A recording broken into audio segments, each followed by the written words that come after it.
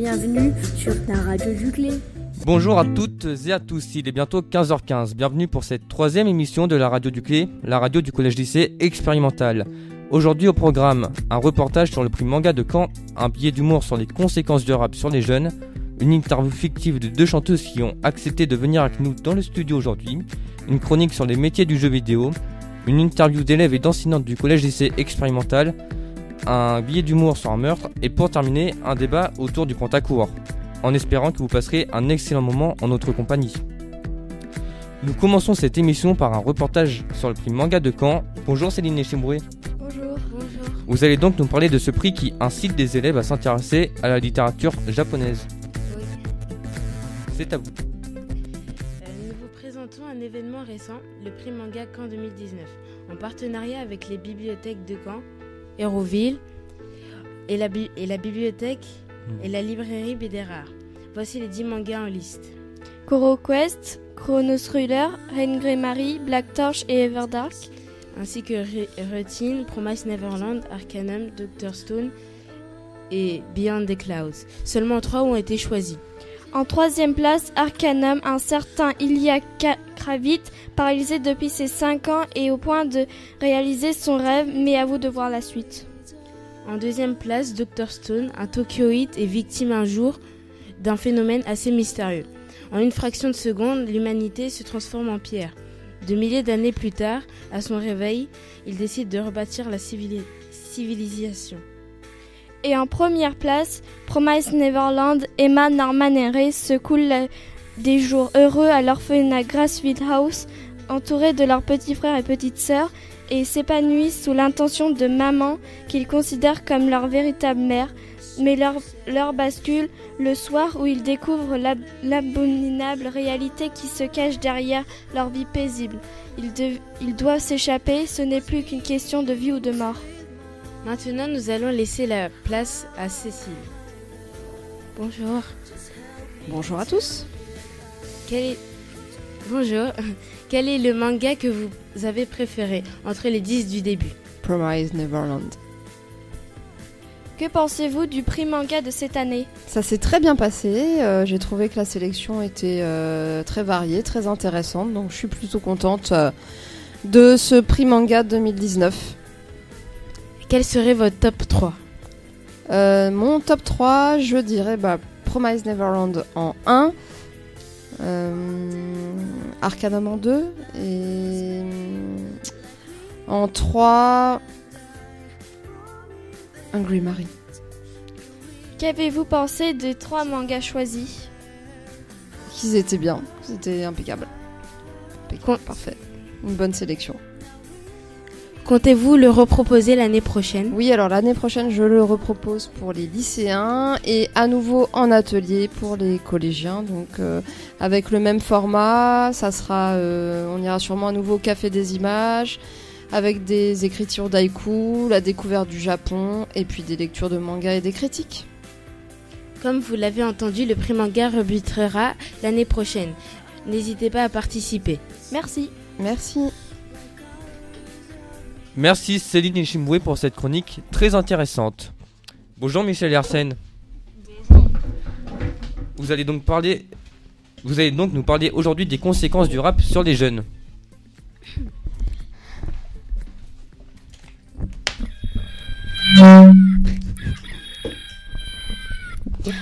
Bonjour et bienvenue sur la radio du Clé. Aujourd'hui, nous allons parler des conséquences du rap sur les jeunes, en compagnie de nos chers présentateurs Arsène et Michel. Bonjour à tous. Aujourd'hui, nous accueillons des personnalités aléatoires et une personne issue de ce domaine et qui vient tout juste de finir son 2e album, Kuba. Ces personnes vont donc vous donner leurs opinions sur les conséquences du rap sur les jeunes. Pour moi, le rap est une musique d'illettrés que les jeunes aiment pour leurs instrus, comme ils le disent. Pour moi, les jeunes écoutent du rap pour se divertir, se défouler et pour la frime. Le rap peut comporter des vulgarités, des insultes, des menaces et des armes. Les clips vidéo peuvent être violents, inappropriés et peuvent parfois montrer des femmes dénudées. Le rap est quelque chose de puéril qui ne parle point des sujets forts et importants comme le font la plupart des musiques françaises. Les invités sont partis vexés de vos propos sur le rap. On va devoir improviser. Vous avez pas lu le script ou quoi? Nous, on a juste donné notre avis sur le rap, rien de plus. Qu'est-ce qu'ils sont susceptibles, ce qu'ils disent à leurs vidéos, là, à leur musique qui servent à rien. Les invités surprises ont quelques problèmes et n'ont pas pu venir. Nous allons donc dans un collège et dans des rues pour avoir des avis des jeunes et de personnes plus matures. La question du jour sera: pensez-vous que le rap peut apporter des conséquences négatives ou positives sur les jeunes? Pensez-vous que le rap peut avoir des conséquences néfastes ou positives sur les jeunes? Après, je pense que ça dépend dans quelles conditions ils écoutent ça. S'ils écoutent ça sans recul, peut-être sans explication de ce qui est dit, ça peut peut-être effectivement, quand les paroles sont violentes, leur donner des envies de violence, mais après, on peut aussi écouter des choses qui disent des choses violentes et puis pas forcément les appliquer. Pensez-vous que le rap puisse avoir des conséquences sur les jeunes? Des conséquences sur les jeunes? Qu'elles soient positives ou négatives? Je crois que surtout que c'est un mode d'expression des jeunes. C'est une façon pour eux d'exprimer ce qu'ils ont en eux, ce qu'ils vivent au quotidien, les relations qu'ils ont entre eux, ce qu'ils ont à dire de la société qui les entoure. Je pense que c'est un moyen d'expression très fort, très riche, épanouissant. Il y a du très très bon rap, il y a d'excellents textes. Il y en a d'autres qui sont beaucoup plus critiquables. Mais est-ce que ça peut au-delà avoir une influence sur la société? Sûrement que ça joue. Sur le comportement des gens, sur leur façon d'être, ça peut jouer. Oui, sûrement. D'accord. Commence par elle. Pensez-vous que le rap puisse avoir des conséquences néfastes ou positives sur les jeunes? Le rap? Ouais. Moi je pense que c'est comme tout type de style de musique, c'est-à-dire que tout dépend des auteurs et des paroles. Enfin, c'est comme tout type de musique, on peut avoir un rap, on peut avoir dans le rock un rock très positif qui a tendance à aller vers les Beatles où c'est très planant, etc. Comme on peut avoir du hard rock qui tourne vers des trucs très dark, etc. Et je pense que c'est pareil dans le rap. Il peut y avoir des différences dans les paroles et que ça dépend tout simplement des artistes et des intentions ou même de la façon dont le public le reçoit. D'accord. Et vous? La même chose. Monsieur l'animateur. Oui? Merci, monsieur. Attendez, monsieur, attendez. Excusez-nous, mais... Monsieur l'animateur Tanguy, nous voudrions avoir votre avis. Pensez-vous que le rap puisse avoir une quelconque conséquence, qu'elle soit positive ou négative, sur les jeunes? Votre opinion? Tout dépend de la musique, comme l'a dit la personne qui a parlé tout à l'heure. Ça dépend de quel type de rap. Il y a des raps qui sont plus axés sur les paroles, sur le texte, ou d'autres plus sur la musique. C'est plus fait pour s'amuser. Et voilà, c'est mon avis. Ce sera tout? Oui. Eh bien, ce micro-trottoir est maintenant terminé. J'espère que cette émission vous aura plu. Je vous souhaite une agréable soirée. Merci Michel Arsène de nous avoir fait découvrir la vie des gens. Tout de suite, une interview d'Ali et Sarah, deux sœurs jumelles chanteuses de pop qui ont un succès grandissant sur la scène internationale du Zénith de Caen. Cette interview sera menée par Yann et Donovan. On vous écoute. Bonjour et bienvenue sur la radio du Clé. Les présentateurs sont Yann et Donovan.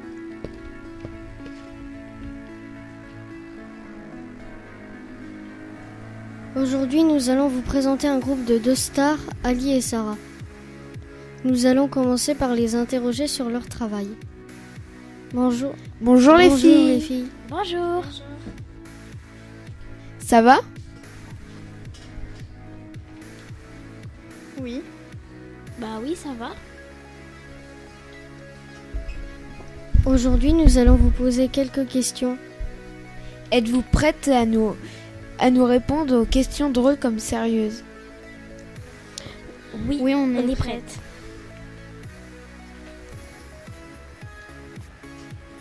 Que pensez-vous de votre travail? Mes tafs, c'est pas juste chanteuse et guitariste, car je m'exprime dans des chansons, ce que j'aime beaucoup. Ce boulot, je l'adore, car je m'exprime d'une façon mélodieuse, sans être dérangée, quand je fais mon travail. Moi, mon taf, c'est seulement chanter, mais mon travail, je l'aime bien car on peut expulser des mots qu'on dit pas tous les jours en chantant et on réalise pas tous les jours qu'en fait on est des stars et qu'on est sur scène.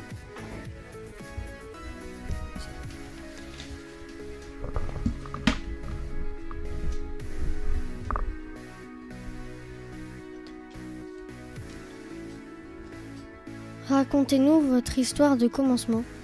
En fait, on est sœurs et étant petite, on adorait chanter, on rêvait d'être star et de monter sur scène et être connue dans le monde. Ah ok. À l'âge de 15 ans, nous avons participé à un film et nous chantions dans ce film. Quelques jours plus tard, on a été appelés pour un concert. C'est comme ça que ça s'est déroulé. Quel âge avez-vous? On a 21 ans. Arrête de répéter comme moi, arrête de répéter. Non, mais c'est bon. Mais non, je commence. Arrête, non, tu commences. Non, c'est moi. Je commence. Vas-y, commence.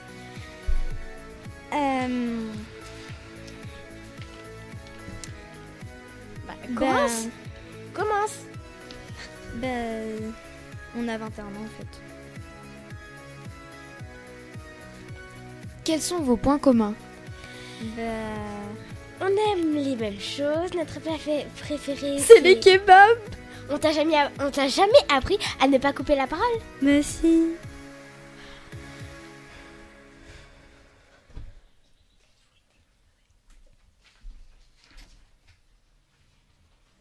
Étiez-vous jumelles?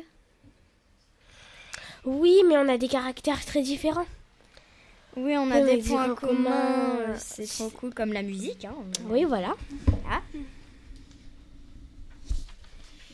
Quelles sont vos dates de naissance? Où êtes-vous nés?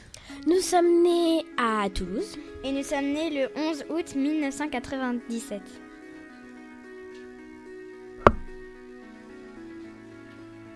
Et qui a eu envie de créer le groupe? C'est moi. Non, j'ai dit que c'était moi. C'est moi. Attends, c'est moi. Non, c'est moi. Je te dis que c'est moi. C'était moi qui ai eu l'idée. Je te dis que c'est moi. Bon, allez, c'est nous deux. Ouais, bon, c'est vrai. C'est vrai. Je pense qu'on l'a créé nous deux, ouais. Merci les filles pour votre présence. À bientôt. À bientôt. À bientôt. Merci Yann et Donovan. Je laisse maintenant la parole à Émérance, spécialiste du secteur des jeux vidéo, qui va nous parler de 2 métiers du jeu vidéo. La parole est à vous. Bonjour, je m'appelle Émérance et je vais vous présenter 2 métiers du jeu vidéo.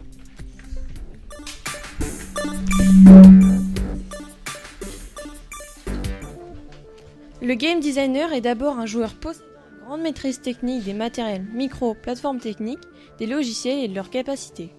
Il sera celui qui va définir le jeu, son objectif, ses règles, son genre, simulation, stratégie, FPS, donc First Person Shooter, c'est-à-dire une vue à la première personne, sa progression, ses niveaux. Le game designer saura identifier et décrire la cible, c'est-à-dire le joueur qui va l'acheter, notamment tranche d'âge et sexe. Il faut souligner qu'il possède une expérience du travail au sein des équipes de conception de jeux vidéo ayant souvent exercé comme graphiste 3D, animateur, programmeur ou chargé des tests. Il connaît aussi le rôle des éditeurs de jeux, leur spécialisation et participe aux grandes manifestations professionnelles qui permettent au projet de voir le jour. Il travaille sous la responsabilité d'un chef de projet et il aura également le souci du budget et des délais. Diverses écoles d'art appliquées possèdent des sections spécialisées. Les établissements proposent des enseignements en informatique, en infographie, graphisme 2D, 3D, multimédia et participent directement à la formation de profils qui pourront s'insérer dans une équipe de développement de jeux et, après une première expérience, occuper la fonction de game designer. La durée des études est d'environ 3 ans après le bac. C'est à la fois la durée et le niveau de la formation qui peuvent permettre à de jeunes professionnels d'intégrer une équipe de production et de réussir. Dès lors, si motivation et dynamisme sont au rendez-vous, il et elle pourront devenir designer. C'est le réalisateur 3D qui monte son équipe de travail. Il doit planifier le travail de celle-ci et veiller à ce que tous ces métiers s'accordent et travaillent en harmonie, quitte à devoir faire preuve d'autorité. Il est ensuite en charge de la partie création du projet. Il met au point l'histoire avec ses scénaristes, mais également le dialogue, le storyboard, le découpage des plans.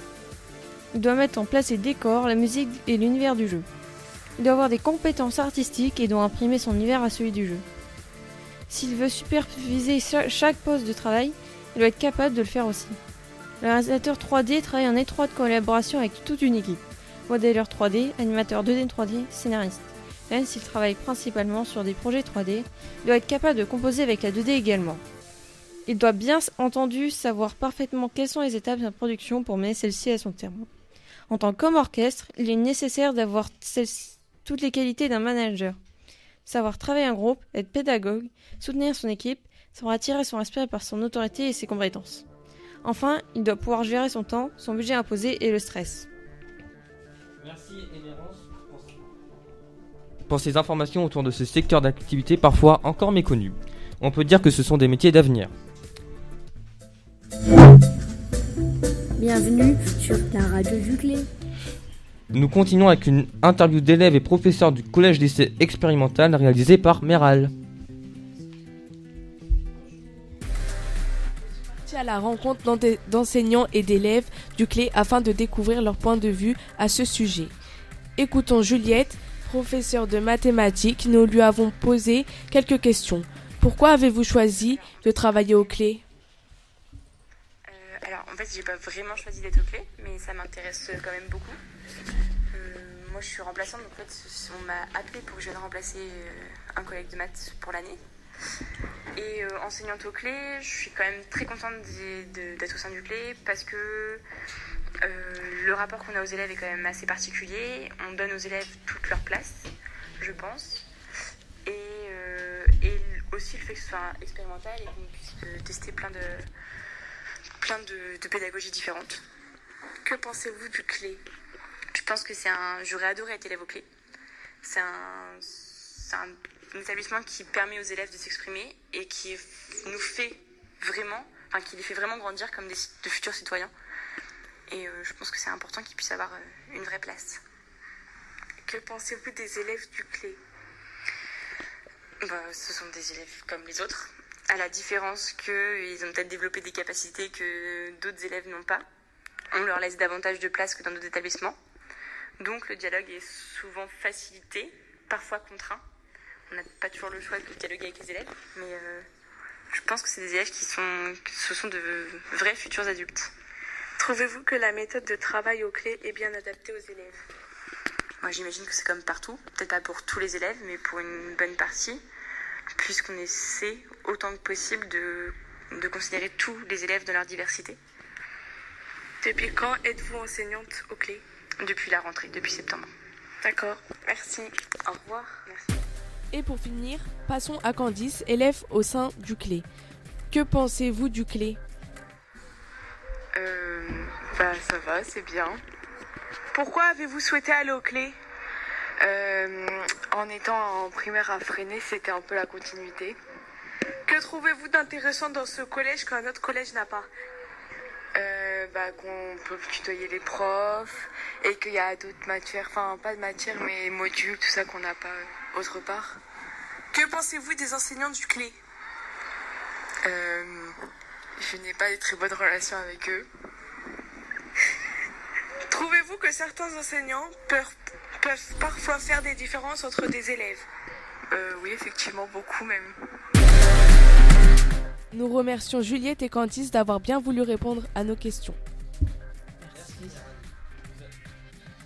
Nous allons maintenant écouter une interview de Clémentine et Luna qui ont réussi à contacter 2 enseignants du collège-lycée expérimental et les faire intervenir aujourd'hui pour en savoir davantage sur le parcours professionnel de 2 enseignants dans cet établissement. Bonjour. Bonjour. C'est à vous. Alors, on va commencer par Cécile, qui est une bibliothécaire.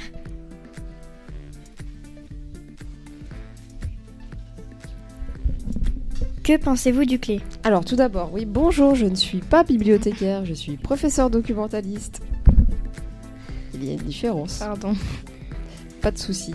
Alors qu'est-ce que je pense du Clé ? C'est un établissement plutôt accueillant qui est Petit, donc qui facilite la communication et les échanges. Et de fait, ce qui est plutôt intéressant, c'est la possibilité d'avoir des ateliers, des modules, d'expérimenter.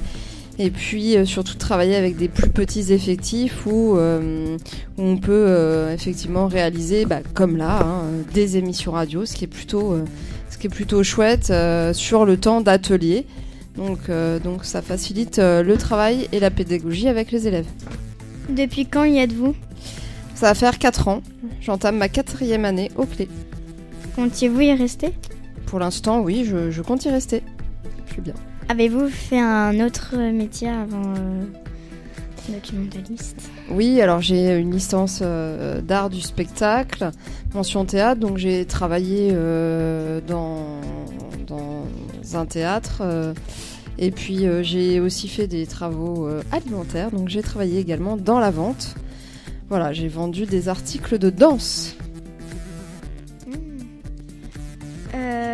Pourquoi avez-vous choisi le Clé ? Eh ben, j'ai choisi le Clé tout d'abord parce que effectivement c'était pour découvrir d'autres façons de faire, d'autres façons de travailler, que ça soit entre collègues et avec les élèves, et surtout avoir la possibilité d'expérimenter d'autres pédagogies peut-être plus nouvelles et d'avoir la possibilité de travailler avec des plus petits effectifs également. Voilà. Et pourquoi cette matière ? Pourquoi alors parce que j'adore lire, je suis vraiment fan de livres, de lecture tout type, BD, manga, roman. Et puis j'ai fait une licence art du spectacle, mention théâtre, donc j'étais dans un domaine plus culturel. Donc je trouvais que le CDI était un lieu dans l'établissement où j'avais la possibilité de promouvoir la culture et la littérature et tout ce qui est aussi tout ce qui est numérique. Donc voilà, ça c'est ce qui m'intéressait. Et à ton avis, pourquoi qu'est-ce que le Clé a de particulier par rapport aux autres ? Comme je l'ai dit tout à l'heure, en fait, il y a la possibilité de travailler en atelier, il y a les modules là qui existent depuis peu, donc il y a la possibilité en fait de créer des nouvelles choses, des dispositifs. On a plus de liberté qu'ailleurs, donc c'est ça qui est intéressant. Et est-ce qu'il y a une bonne ambiance entre les professeurs ? Oui, oui, il y a une bonne ambiance. Parfois c'est vrai qu'il y a des périodes de stress où on a plus de travail et on a peut-être un peu moins de temps de communiquer, mais sinon l'ambiance est plutôt bonne, plutôt sympathique, n'est-ce pas Tom ? Bien sûr. Et avec les élèves ? J'ai l'impression que qu'est-ce que t'en penses ? Ça se passe bien ? Oui, plutôt. Moi avec les élèves ça se passe, ça va, il y a des fois effectivement il faut faire un peu de discipline, mais comme partout. Et quel niveau de classe est le plus attentif à votre avis ?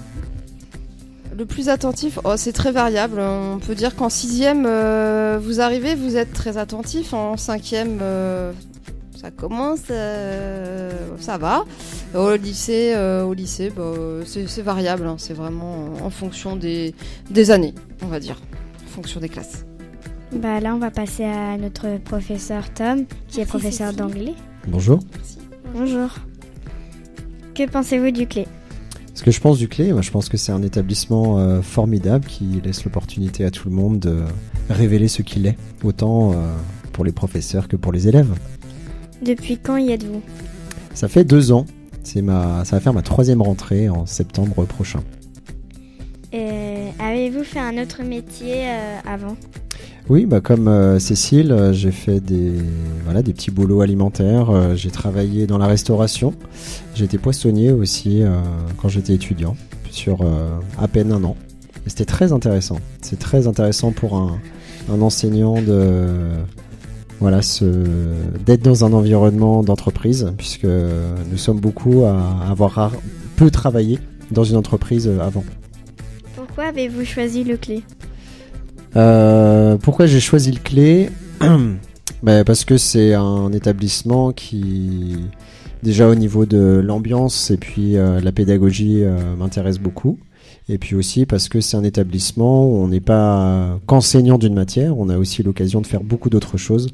Et moi, c'est vraiment ça qui m'intéresse, puisque quand j'ai commencé le métier d'enseignant, j'avais pas forcément envie de faire ça toute ma vie, et je pense que le Clé pourrait me permettre de faire ça toute ma vie, puisque justement je ne fais pas que ça et je fais plein d'autres choses. Et pourquoi avez-vous choisi cette matière? Tout simplement parce que j'étais bon à l'école, je pense. Et parce que j'ai beaucoup voyagé aussi. Qu'est-ce qu'il y a de particulier le clé? À mes yeux, qu'est-ce qu'il a de particulier? Le fait qu'il puisse s'autogérer, moi c'est vraiment quelque chose qui me surprend jour après jour. Qu'on soit capable de gérer un établissement avec que des enseignants et qu'on arrive à s'organiser. C'est très intéressant puisqu'on a quand même l'occasion en tant qu'enseignant de voir comment ça se gère un établissement.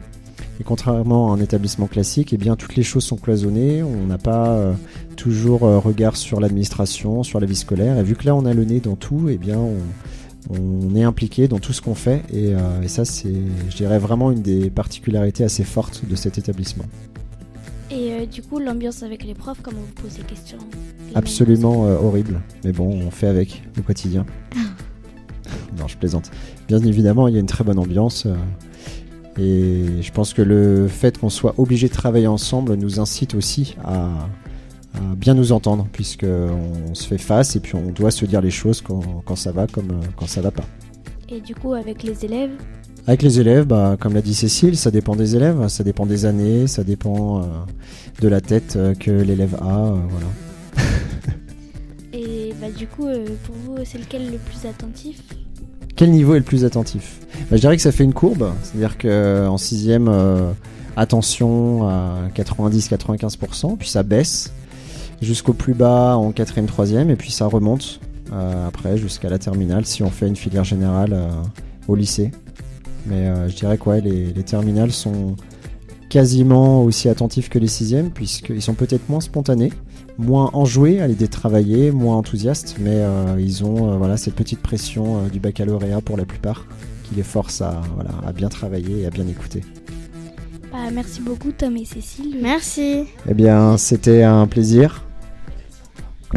Merci Tom et Cécile et Clémentine et Luna. Maintenant, un billet d'humour sur une histoire de meurtre par Michel et Arsène. Et Sinoé. Bonjour. Voici maintenant 2 jours que les policiers travaillent d'arrache-pied pour retrouver le meurtrier qui a tué le maire de la ville de Claquette-Chaussette, Jean-Patrice Schmouboulek. Jean-Patrice Schmouboulek. Ah, merci. Jean-Patrice Schmouboulek, âgé de seulement 132 ans. Triste vie à lui, il avait tellement d'années. On l'a retrouvé mort dans les cages de ses escaliers suite à une fracture au pied et une overdose de meurtre. Et là, la police suspecte grandement l'électricien qui est venu chez lui à 12h34 pour faire une vérification de l'électricité. Nous avions beaucoup de chance car les forces de l'ordre nous ont laissé interviewer le suspect. Bon, nous avons négocié pendant beaucoup de temps. Non, je blague, on a juste payé 3 €, mais bon, ça c'est rien. Ils ont dit que c'était une enquête comme les autres. Et que le meurtre valait seulement 3 €. Nous allons maintenant l'interroger. Présentez-vous s'il vous plaît. Voilà, je m'appelle Michel Sardez, j'ai 45 ans, je réparais tranquillement les lecs dans la cave, et là j'entends un bruit. Je vais voir, et là je vois monsieur le maire à terre, je vais chercher l'ambulance, et 1 heure après quand je suis revenu, il était mort. Monsieur, vous êtes bien arrivé à 12h34, n'est-ce pas? Oui, c'est ça. Mais d'après les caméras de surveillance, vous êtes sorti de la maison à 12h51 et vous êtes revenu à 14h03 avec des sandwichs, jambon et mental et des crêpes au meurtre-là. Je pensais qu'il avait faim moi, donc je lui ai apporté un sandwich. Vous avez pensé qu'il avait faim alors qu'il était par terre? Ouais. Très bizarre, dis donc. Bon, passons à la suite. Nous avons aussi pu interroger la témoin.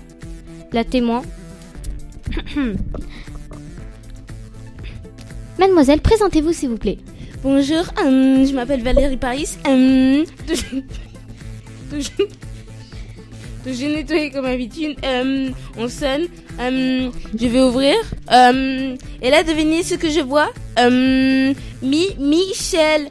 Il est allé dans la cave. Je Je descends les escaliers et j'entends la porte se fermer. Et là, devinez qu'est-ce que je vois. Mais c'était vraiment choquant. Monsieur le maire est allé au sol. Je cours vers lui, mais je m'évanouis. On m'a donné un gros coup sur la tête. J'ai une bosse. Merci pour cette anecdote pour la bosse. D'accord. Continuez, s'il vous plaît. J'ai eu vraiment très très peur quand je suis tombée. Alors je suis rentrée chez moi avec 2 ongles cassés et mon nouveau t-shirt blanc taché de meurtrella. Madame, vous avez du meurtrella sur votre manche.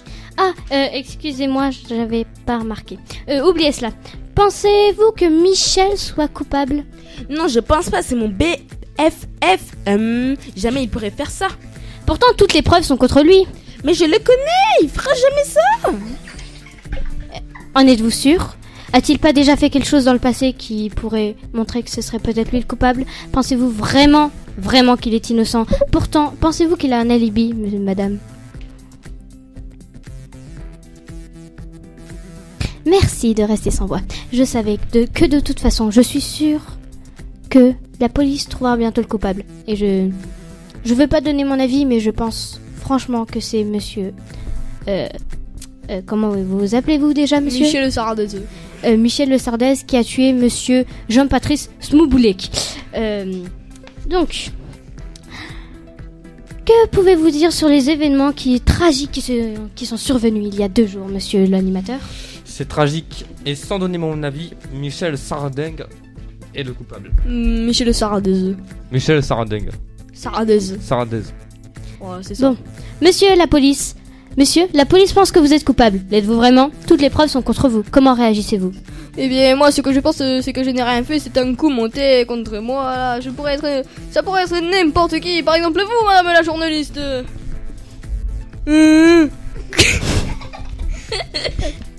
Comment vous m'avez trouvé? Vous êtes vraiment très perspicace. Vous avez jamais trouvé le corps que j'ai caché dans le bâtiment 5. Allez, tchuss! Allez, ciao, je me casse par la fenêtre.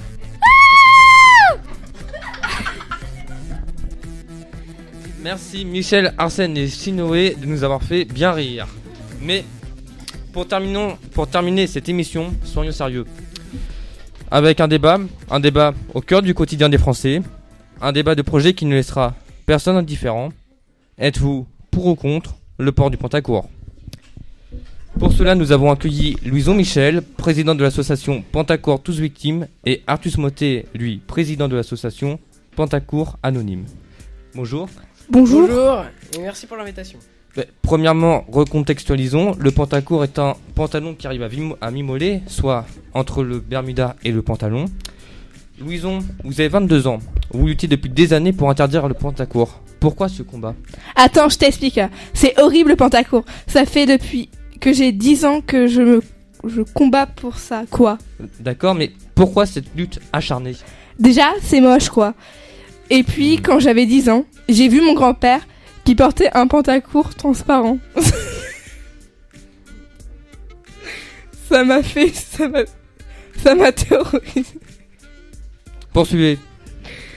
Parce qu'on voyait tout, tu vois. On vous comprend. Vous, Artus Motet, essayez de faire comprendre et de sensibiliser les gens sur les droits du pantacourt et des porteurs de pantacourt en France. Effectivement, le pantacourt est malheureusement et illogiquement critiqué. Nous, Pantacourt Anonyme, nous battons pour qu'il soit respecté à sa juste valeur. C'est honteux que nous, pays des droits de l'homme, ne laissons pas libre le pantacourt. C'est de la discrimination. Est-ce que vous pouvez nous parler plus en détail de votre association, les Pantacourt Anonymes? Comme vous l'avez déjà dit, je suis président de Pantacourt Anonyme. Chaque année, des milliers de bénévoles se mobilisent pour faire comprendre notre colère, nous, porteurs de pantacourt. Et depuis combien de temps exercez-vous ce poste? Il y a 5 ans, ma mère m'a donné à Noël un superbe pantacourt. Suite à cela, je l'ai porté au Nouvel An et j'ai été victime de harcèlement. J'ai donc été invité à rejoindre les Pantacourt Anonymes. Et après avoir passé 3 ans à débattre activement, je me suis présenté aux élections pour être président de l'association. Et j'ai été élu. Quel beau parcours. Louison, avez-vous à faire un commentaire sur cette association? Non, mais c'est dégoûtant. Comment vous pouvez faire pour porter cette horreur? C'est beau un pantacourt, mais c'est plus qu'un vêtement, c'est un hymne à la liberté. Au final, nous sommes tous des pantacourts. Je suis un pantacourt, tu es un pantacourt. Vous êtes des pantacourts, nous sommes des pantacourts. Moi, un pantacourt, plutôt crevé. Au moins, c'est mieux que les claquettes chaussettes. Justement, monsieur Motet, parlons de votre deuxième association, puisque vous êtes également président des claquettes chaussettes anonymes. Mais également des coupes mulets anonymes. Je me bats pour les claquettes chaussettes parce que c'est un réel bijou artistique. Non, mais les claquettes chaussettes, c'est quoi? Rien que d'entendre ça, ça me dégoûte. J'ai envie de vomir. J'ai une association de la défense de la mode et on attaque plusieurs fois en justice les claquettes chaussettes. Les claquettes chaussettes, c'est magnifique. Vous dites n'importe quoi.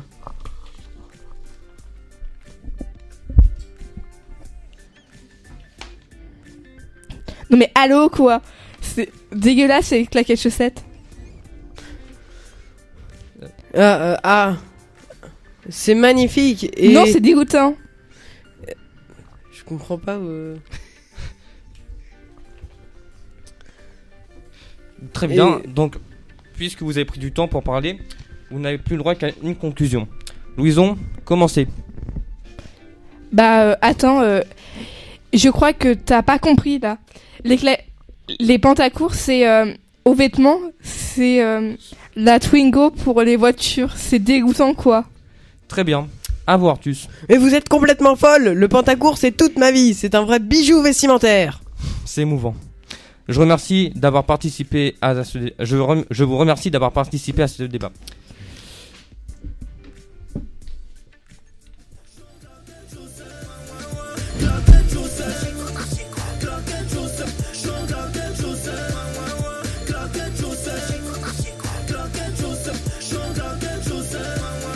C'est la fin de cette troisième émission en direct de la radio du Clé. Merci d'avoir été avec nous. Merci à l'ensemble des chroniqueurs qui nous ont accompagnés durant cette émission.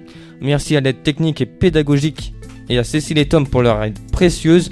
Notre générique est signé Cyber SDF dont le titre est Doling. Vous pourrez retrouver cette émission en intégralité sur le site du collège lycée expérimental. En vous souhaitant une excellente journée et en espérant vous divertir à nouveau très bientôt. Merci d'avoir été avec nous.